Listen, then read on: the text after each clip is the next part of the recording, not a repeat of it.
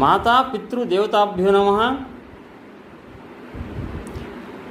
వక్రతుండ మహాకాయ కోటి సూర్య సమప్రభ నిర్విఘ్నం కురు మే దేవ సర్వకార్యేషు సర్వదా.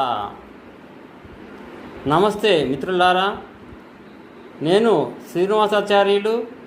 వాస్తు జ్యోతిష్యం. ప్రతివారు కూడా ఒక అన్నదమ్ముల భాగంలో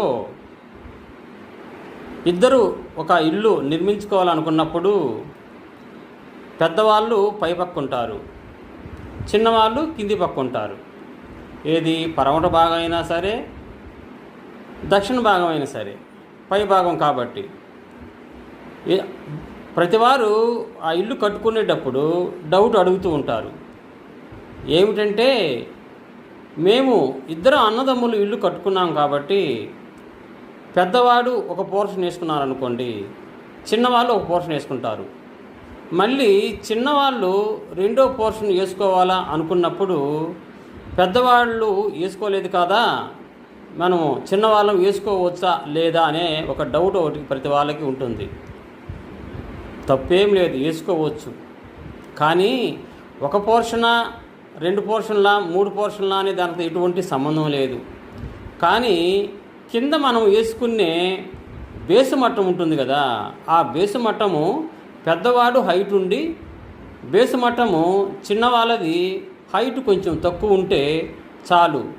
ఎవరైనా ఆర్థిక పరిస్థితిని బట్టి ఎవరైనా 2 ఫ్లోర్లు వేసుకోవచ్చు, ఒక సింగిల్ ఫ్లోర్ వేసుకోవచ్చు. అందువల్ల ప్రతి వారికి డౌట్ ఏమీ అవసరం లే.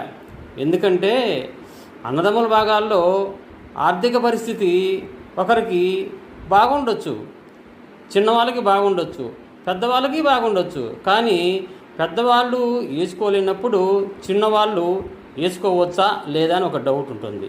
తప్పేమి లేదండి, నిరభ్యంతంగా వేసుకోవచ్చు చిన్నవాళ్ళు.